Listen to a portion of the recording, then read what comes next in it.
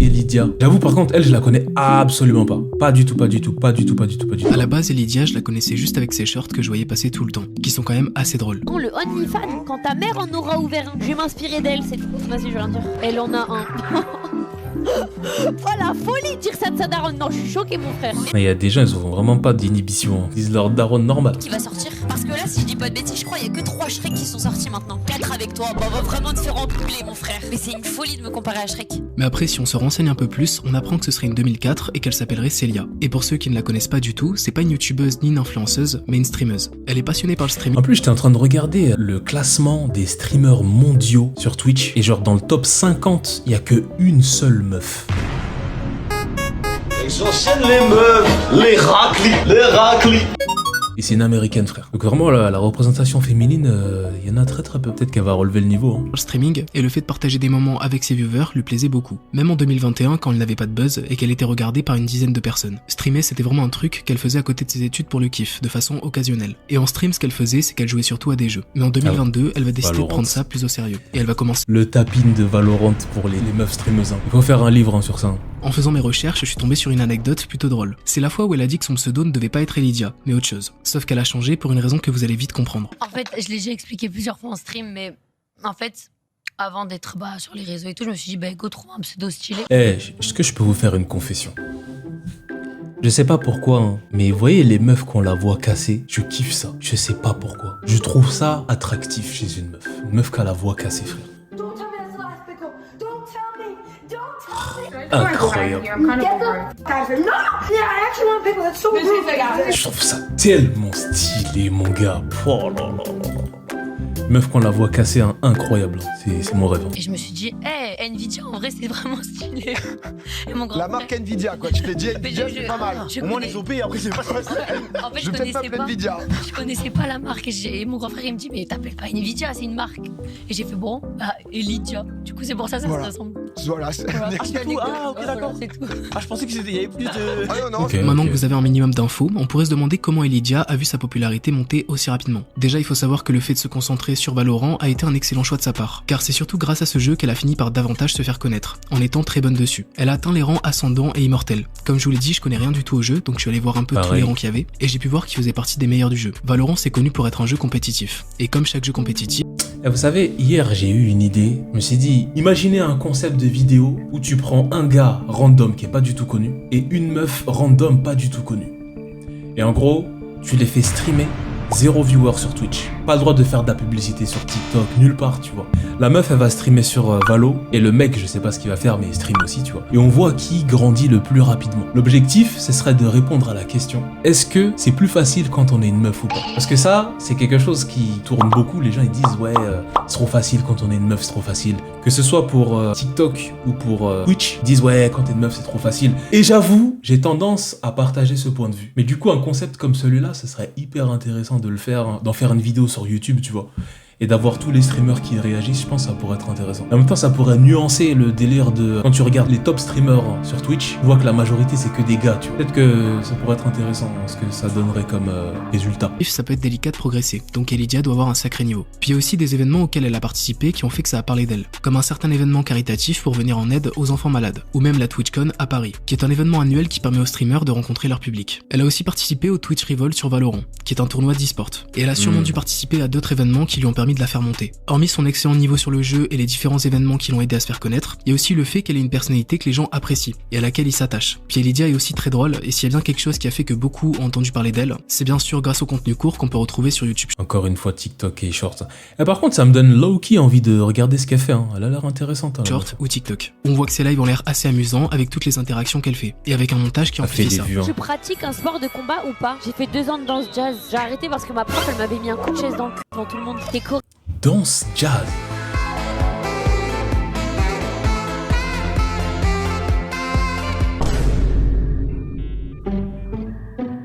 C'est quoi le rapport avec le jazz, frère? Frérot, je suis une merde. On me dit t'es coréenne, t'es chinoise, t'es thaïlandaise, t'es un homme même une fois j'ai lu frère. T'es coréenne ouais. sans le ré. Conne. Allez vous faire les frères. Bon, maintenant que vous savez tout ce qui a fait le succès d'Elydia, je trouve intéressant de me pencher sur un sujet en particulier. Je pense que vous savez que certaines streameuses peuvent se prendre du harcèlement, parce que généralement... Très long, harcèlement, érotomanie. Je prends la parole pour dénoncer une situation qui dure depuis des mois. Un individu sous le pseudo me harcèle de manière obsessionnelle et intrusive, ce qui affecte profondément mon bien-être et mon activité en ligne. On dit c'est plus facile pour les femmes de faire du contenu, mais ça c'est le petit astérix qu'il faut rajouter, on va dire. Dans leur communauté, on peut retrouver certaines personnes, notamment des hommes qui se permettent d'avoir des comportements vraiment dégueulasses. Et parfois ça peut aller vraiment très loin, mais ce n'est pas le seul cas. En vérité, ça touche toutes les femmes qui ont percé dans ce milieu, et ce qu'elles peuvent subir ont de grandes chances de nuire à leur santé mentale. Mais en ce qui concerne Elydia, on voit qu'elle en joue beaucoup, dès qu'il y a certains commentaires un peu maladroits. T'es forte pour une meuf. Bah oui, c'est bien connu, en plus je joue avec mes tchouches. Bah je comprends pas les gens qui disent t'es forte pour une meuf. Ça va, je joue avec les sous, mais des flics avec le droit, genre. Vraiment, je comprends pas. Mais il y a quand même des moments où elle fait pas... C'est vrai ça, dans l'e-sport, il y a une différence de niveau entre les mecs et les meufs ou pas? Franchement, je sais pas. Ou est-ce qu'ils mélangent genre des équipes e-sport où les gars et les meufs ils étaient mélangés? C'est des messages plus sérieux, parce que elle aussi vit ça quotidiennement. Bon, j'espère que... Voilà, là c'est un message global, rien à voir avec le set event bien évidemment. Mais j'espère que les gens seront plus cool avec les filles sur internet parce que vraiment des fois c'est relou quand même. Voilà. Ouais, je sais pas si vous avez déjà vu les tribunals des bannis là que font certaines streameuses. Frère, il y a de quoi douter de l'humanité, hein, vraiment.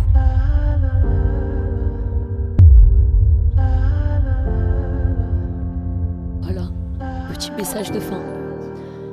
Soyez cool. Vous venez tous d'une femme, si je veux dire ça. Quand j'ai regardé un petit peu s'il y avait des dramas sur elle, j'ai pas trouvé grand chose. Sauf une fois où elle aurait fait polémique quand elle s'est exprimée sur la charge mentale des streamers. Et elle s'est même fait insulter et menacer. Oh le tapine. Ouais, streamer c'est trop difficile. C'est plus difficile qu'être chirurgien, qu'être médecin, tout ça. Ça y est, elle se victimise. Eh, dites-vous, vous voyez là ce qui s'est passé sur les réseaux vis-à-vis de moi, là, les insultes. Vous savez que j'ai reçu des menaces de mort et tout, mais enfin bref, ça c'est qu'un détail. Abusé ça. Vous savez que j'ai vécu pire sur internet et j'en ai presque jamais parlé, frère. Juste pour vous dire à quel point je suis pas quelqu'un qui me plaint en fait. Il m'est arrivé 10 fois pire sur internet et pourtant je m'en suis presque jamais plaint en stream, frère. Carrément, je crois que j'en ai jamais parlé vraiment en stream. Juste ce que je veux vous dire par là, c'est que j'ai vu beaucoup de gens dire non mais j'ai reçu des menaces, mes frères, en DM genre. Non mais frère, en gros, je sais pas, j'ai reçu des messages sur Insta en mode espèce de connasse, t'es là, tu te plains d'être streameuse, mon daron il se lève tôt, suicide-toi. God damn, wow. Ça doit pas être facile, hein. Surtout t'imagines, t'es jeune en plus, tu vois, t'as autant de visibilité de gens qui te parlent comme ça. Justement, il y avait la streameuse Spicy Honey qui disait je pense à l'IA là. Mais j'ai vu un truc sur Twitter, ça me dégoûte. Il y a une trend sur Twitter de merde où il y a des gens qui utilisent Grok pour déshabiller les meufs là. On est chez les fous ou quoi? Je déteste les hommes. Pourquoi les hommes bizarres comme ça vous faites ça? Et ça marche en plus. Le truc de Twitter, il te met en lingerie si tu veux. Genre tu le arrobases et tu dis ouais, mais là tout nu, vas-y, en vif. Ça marche. C'est n'importe quoi, franchement. Twitter c'est dress to impress. Bah là c'est plutôt undress to se branler. Et surtout que j'ai signalé, parce qu'il y a quelqu'un qui a essayé de le faire avec une de mes photos, et je reçois un mail dans la minute.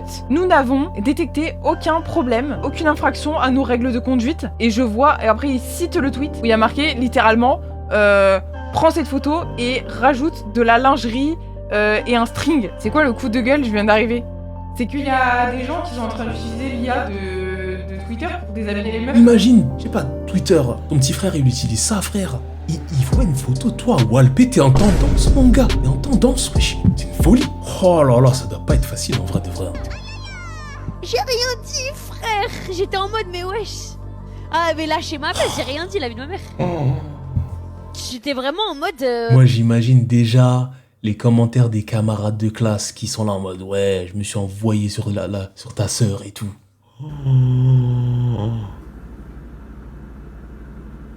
Ça, c'est exclusion en ce qui me concerne, parce que le gars, je l'aurais envoyé à l'hôpital, frère. Mais j'ai fait du mal à quelqu'un, c'est pas possible. Peut-être que si son message est mal passé, c'est car à première vue, être streamer, ça a l'air de tout sauf d'être loup. Déjà, tu live quand tu veux et tu peux te permettre de prendre des pauses quand tu le souhaites. Après, bien sûr, si tu live pas, tu fais pas d'argent. Mais c'est quand même un luxe de pouvoir travailler ou s'organiser comme tu le souhaites. Il y a aussi le fait que tu finis par avoir une communauté vraiment solide, bah j'imagine que tu peux vivre assez confortablement. Mais après, c'est pas donné à tout le monde et réussir à se différencier peut être compliqué. Puis sur Twitch, on peut faire un tas de contenus différents. Mais là, si on prend le cas d'Elydia, elle c'est du gaming. Et je sais pas vous, mais moi personnellement, je pourrais pas streamer pendant 6 heures d'affilée aussi fréquemment. J'aurais trop peur de me dégoûter du jeu auquel je joue, ou alors Et finir des par vraies prendre de heures, moins en moins de plaisir en finissant par me forcer. Donc comme chaque métier, il y a des inconvénients. Mais si tu réussis dans ça et que tu aimes ce que tu fais, ça doit être juste trop bien. Mais je vous l'accorde, il y a des tafs qui sont bien plus durs que ça. Et c'est sûrement pour ça que son message est mal passé. En vrai, ça me fait trop chier que les meufs elles subissent ça quand elles font du contenu sur internet. Je me dis, si les hommes ils subissent pas ça, les meufs elles devraient pas subir ça aussi. C'est injuste en vrai, je trouve. Dans chaque vidéo, je vous demande votre avis sur la personne concernée. Donc maintenant, on va regarder ça. Elle me semble faire partie de celles qui font leur bout de chemin dans leur coin, ce qui est objectivement une bonne chose. Pour le reste, elle semble avoir trouvé son style et sa manière d'interagir avec son chat et sa commu. Son physique étant pour quelque chose dans tous les sens du terme. Est-ce qu'il s'agirait d'un cas typique de beauty privilège?